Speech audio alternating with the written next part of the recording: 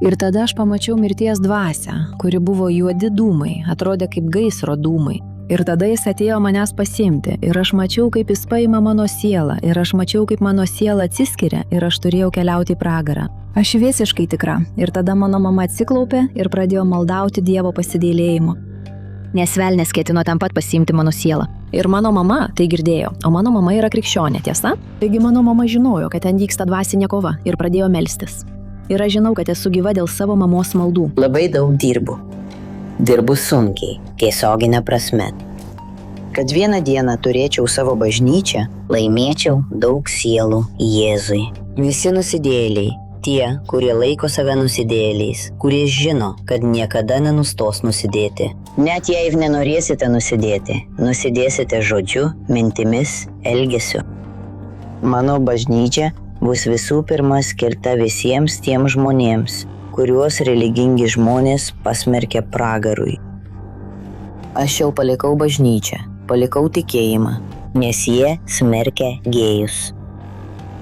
Gėjui yra lengviau būti išgelbėtam, nei tikinčiajam su tokia liežuviu. Bloga piktą apkalbanti. Tikinčiojo liežuvis. Broliai, ar kada nors susimąstėte, kas dedasi žmogaus galvoje, kuris iš arti pajuto pragarą, gavo Dievo stebuklą, kurio mokslas negali paaiškinti? Bet šiandien nori sukurti savo bažnyčią. Tiesiog todėl, kad yra pasipiktinusi kai kuriomis Biblijos tiesomis. Taigi šiandien mes pasikalbėsime apie Andrėją Surakį, bet neįžeidinėsime jo žodžiais, kaip daro daugelis krikščionių, ir bandysime suprasti, kas nutinka, kai žmogus užkietina savo širdį. Kitaip tariant, šis vaizdo įrašas yra ne tik apie ją, bet ir apie mus visus, kurie einame su Viešpačiu. Aš esu pastorius Antonijus Žuniūras ir šiandien, broliai, aš čia mąsčiau apie vieną dalyką, kurio beveik niekas nepastebi. Ar žinojate, kad didžiausias pavojus mūsų sielai nėra ta nuodėmė, su kuria jūs kasdien kovojate, kad neparpultumėte, bet kai jūs pradedate tą nuodėmę laikyti kažkuo normaliu ir priimtinu, nes jums nepavyksta jos įveikti? Ir tada jūs pradedate savo galvoje kurti Dievą, kuris nėra Biblijos Dievas, bet yra Dievas egzistuojantis tik tam, kad patenkintų jūsų norus. Ir tai, ką Andrėja Surakį kalba internete, nėra tik tam, kad sukeltų polemiką ar gautų patiktukų. Mes suprantame, kad tai aišku ženklas žmogaus, kuris nusivylė religinę aplinką ir pavargo nuo daugelio save vadinančių krikščionimis veidmainystės. Tačiau tuo pačiu metu jos pavyzdys yra įspėjimas apie tai, kaip mūsų sąžinė gali užsigrūdinti. Ir aš tau apie tai paaiškinsiu vėliau. Ir kad suprastume, kas vyksta šiandien, man reikia, kad tu susipažintum su jos istorija, nes daugelis žmonių mato tik tai, ką ji dabar skelbia, ir nesupranta, kokį didžiulį gailestingumą ji atmetė. Andresa, kurią matome šiandien, neatsirado iš niekur. Ji išgarsėjo ieškodama šio pasaulio šlovės tarsi šiek tiek desperatiškai, supranti? Ji dalyvavo konkursuose, buvo karūnuota grožio apdovanojimuose, dalyvavo realybės šou ir tapo labai garsi visoje Brazilijoje. Ji pati sakė, kad darydavo bet ką dėl minutės dėmesio. Taigi jos gyvenimas buvo paremtas tuo, kad ji būtų dėmesio centre, bet kokia kaina.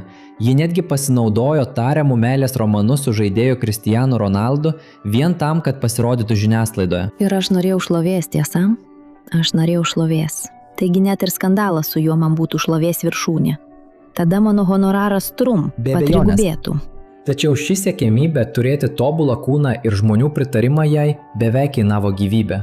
2014 metais ji suleido į kojas produktą vadinamą hidrogeliu ir tai virto košmaru. Jos kūnas pradėjo pūti iš vidaus, o to meto nuotraukos buvo šokiruojančios. Ji atsidūrė reanimacijoje dėl apibendrintos infekcijos, kurią gydytojai vadina sepsiu. Ir jos kūnas merdėjo. Ir ten, toje šaltoje ligoninės lovoje, ji patyrė kažką, kas pakeitė jos gyvenimą, bent jau kuriam laikui. Ji visiems pasakojo, kad jautė, kaip jo siela palieka kūną ir sakė, kad matė tamsos vietą, siaubo vietą, kurią jie atpažino kaip pragarą. Ji tada pajuto pasmerkimo naštą ir suprato, kad laiko nebeliko. Tačiau kol ji buvo ten, ties riba tarp mirties ir gyvenimo, vyko dvasinis karas. Jos mama klūpėjo ant ligoninės grindų, buvo žmonių iš visuotinės bažnyčios ir tikinčiųjų iš visur, kurie meldėsi už tą gyvybę. O Dievas, kuris yra kupinas gailestingumo, išgirdo maldas ir suteikė jai antrą šansą. Ji išėjo iš ten kaip stebuklas, kurio gydytojai nesugebėjo paaiškinti. Dabar pagalvok kartu su manimi. Ji pasikrikštijo, pakeitė išvaizdą, išleido knygą, kurioje pasakojo, kaip mirė, kad galėtų gyventi, ir daugelį metų buvo pokyčių pavyzdys. Tačiau laikui bėgant mes pradėjome matyti pasikeitimą jo širdyje. Ir viskas prasidėjo nuo konflikto su bažnyčia dėl aukų. Jis sakė, kad buvo manipuliuojama paaukoti daugiau nei 2 milijonus realų visuotiniai bažnyčiai, įskaitant pinigus, banko pervedimus, automobilius, papuošalus ir kitą turtą. Ir galiausiai teismas jos prašymo nepriėmė, ji pralaimėjo bylą, nes buvo nuspręsta, kad aukos buvo padarytos savo noru. Tačiau didžiausia problema buvo maišto sėkla, kuri įsišaknijo jo širdyje. Pasak jos, tai buvo viena iš priežasčių, kodėl ji nusprendė grįžti gyventi nuodėmingą gyvenimą. Tačiau šiandien ji to nebemato kaip nuodėmės. Broliai, Biblija perspėja, kas nutinka tiems, kurie pažįsta tiesą ir nusprendžia nuo jos nusigręžti. O žiūrėkite, ką Dievo žodis sako 2 Petro laiške, 2 skyriuje, 20-22 eilutėse. Sakoma taip: kai žmonės pabėga nuo pasaulio sugėdimo per mūsų viešpaties ir gelbėtojo Jėzaus Kristaus pažinimą ir vėliau vėl įsipainioja ir tampa nuodėmės vergais, jų padėtis tampa dar blogesnė nei buvo pradžioje. Jiems būtų buvę geriau niekada nepažinti teisumo kelio, negu jį pažinus nusigręžti nuo šventojo įsakymo, kuris jiems buvo perduotas. Jie patvirtina patarlės tiesą, kuris sako: šuo grįžta prie savo vėmalų. Ir išplauta kiaulė vėl voliojasi purve. Pažiūrėkite į tai, broliai, koks stiprus Biblijos įsireiškimas, ar ne? Jie baigė dar blogesnėje būsenoje nei pradžioje. Ir būtent tai mes matome. Ji ne tik sugrįžo prie klaidos, ji sugrįžo kupina revoltos ir maišto. Ji pasidarė tą operaciją, kad perskeltų liežuvį per pusę, kad būtų panašiai gyvatė, ir pasakė, kad tikslas yra šokiruoti ir įžeisti religingus tikinčiuosius. Be to, ji vėl pradėjo dirbti su suaugusiųjų turiniu. Tačiau šį kartą ji peržengė visas mums žinomas moralės ribas. Ji pradėjo naudoti savo sūnų kaip kameramaną, kaip dalį komandos, kuri kuria tos vaizdo įrašus. Ir ji net pasakė, kad sūnus yra puikus profesionalas, o ji tame nemato jokios problemos. Be to, ji net paskelbė, kad įrašė vaizdo įrašą su savo 20-mečiu sūnumi, atsižvelgdama į dalies savo prenumeratorių prašymą. Ir ar tai tiesa ar ne, tai mums parodo, kiek žmogus gali padaryti beprotybių, nutolęs nuo Evangelijos. Biblija sako laiške Romiečiams 1 skyriuje 25-28 eilutėse, kad kai Dievas mato, jog kai kurie žmonės nenori žinoti tiesos ir nusprendžia daryti, ką nori, Dievas tiesiog atiduoda juos jų aistroms ir tada viskas tik blogėja. Žmonės praranda natūralią meilę ir pradeda daryti absurdiškus dalykus. Pasmerktus, kaip šiuo atveju, kai motina praranda instinktą saugoti vaiko tyrumą ir pradeda jį naudoti, kad pasipelnytų iš nuodėmės. Broliai, tai labai liūdna, o kad viskas būtų dar blogiau, ji dar paskelbė, kad atidarys savo bažnyčią, nusidėjėlių bažnyčią. Dabar atkreipkite dėmesį, nes būtent čia priešas pradeda veikti per sumaištį. Jis sako, kad jos bažnyčia bus vieta tiems, kurie nesijaučia priimami tradicinėse bažnyčiose ir naudoja tą kalbą, kad tavęs niekas nemyli, ar ne? Ten niekas tavęs neteis. Bet broliai, pakalbėkime atvirai. Jėzaus bažnyčia tikrai yra vieta nusidėjėliams. Jėzus atėjo ne ieškoti sveikųjų, o ligonių, bet bažnyčia yra ligoninė, kur ligonis ateina tam, kad būtų išgydytas, o ne tam, kad būtų įtikintas, jog jo liga yra normali. Ir tai, ką Andresa čia siūlo, nėra priėmimas, o pataikavimas. Ji nori sukurti vietą, kur žmonės jaustųsi dvasingi, nors ir toliau darytų viską, ką Biblija smerkia. Tik Evangelija, bet gailos yra netikra Evangelija, nes Biblija sako, kad be šventumo niekas neregės viešpaties. Ir dar vienas dalykas, kurį turime apsvarstyti, yra tai, kaip ji ketina apmokėti šios bažnyčios sąskaitas.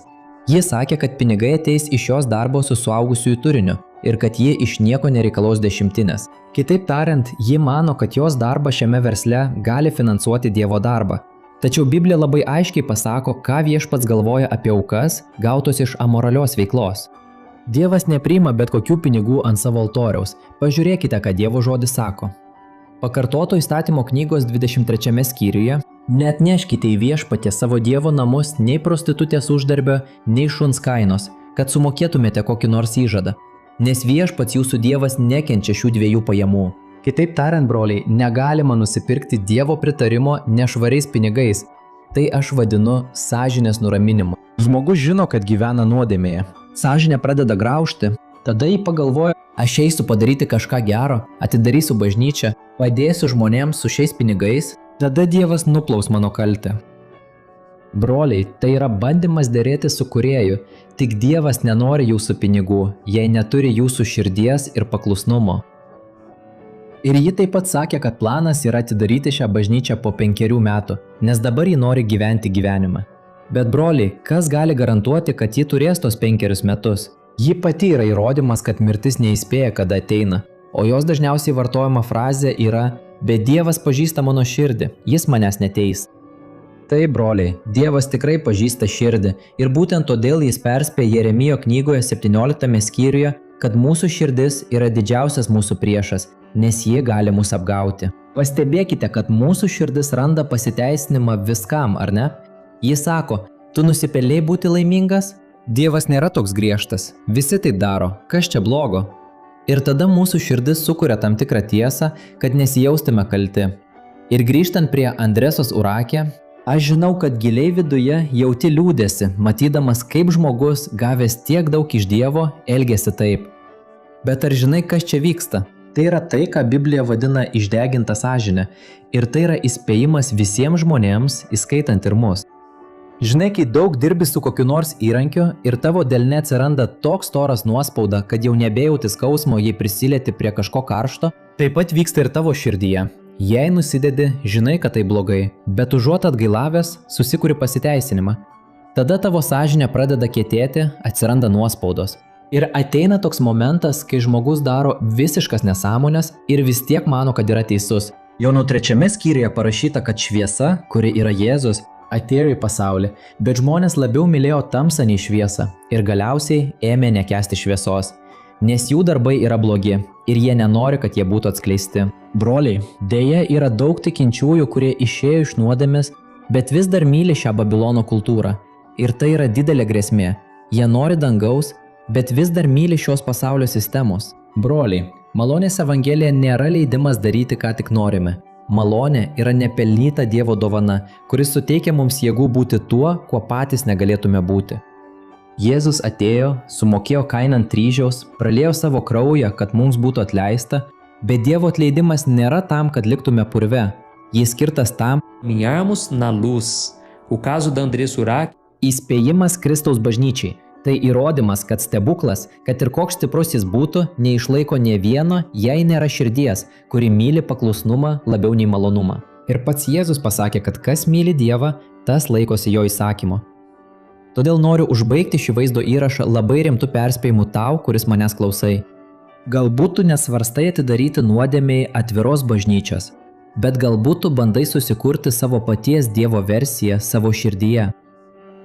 Galbūt tu palaikai klaidą ir sakai taip. Dievas supranta, Dievas pažįsta mano širdį. Broliai, būkite atsargus, Dievas neleis iš savęs tyčiotis. Ką žmogus pasės, tą ir pjaus. O jei tu šiandien mirtum, ar esi tikras, kur būtų tavo siela? Ar tu sutiktum Jėzų iš Biblijos, kuris tave kviečia į šventą gyvenimą? Ar tu sutiktum tą Jėzų, kurį pats susikūrei, kad tik pateisintų tavo nuodėmes? Nelauk dar 4 metų, kad atgailautum. Išgelbėjimo laikas yra šiandien. Dievas vis dar išskėtęs rankas tiems, kurie nuoširdžiai atgailauja.